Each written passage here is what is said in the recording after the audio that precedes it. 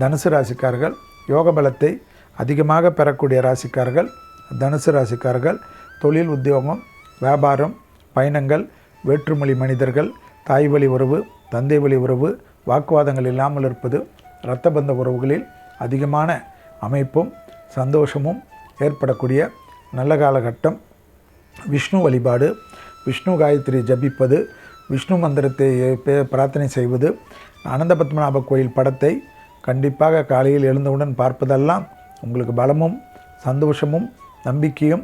பள்ளி கொண்ட பெருமாள், அதேபோல் ரங்கநாதர் படமெல்லாம் உங்களுக்கு வாழ்க்கையை மாற்றி கொடுக்கும் என்பதை ஞாபகத்தில் வைத்துக் கொள்ளுங்கள். உடற்பயிற்சியை தயவுசெய்து இந்த மார்ச் மாதம் 1ஆம் தேதியிலிருந்து கண்டிப்பாக சபதம் போட்டு ஆரம்பிப்பது.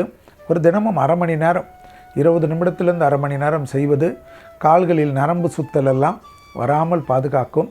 அதேபோல் முதுகு வலி, தொடை வலி, முட்டி வலி எல்லாம் உபத்திரத்தை கொடுத்துக்கும். வெறி பிடித்து 10 கிலோமீட்டர் 20 கிலோமீட்டர்லாம் நடக்காதீர்கள்.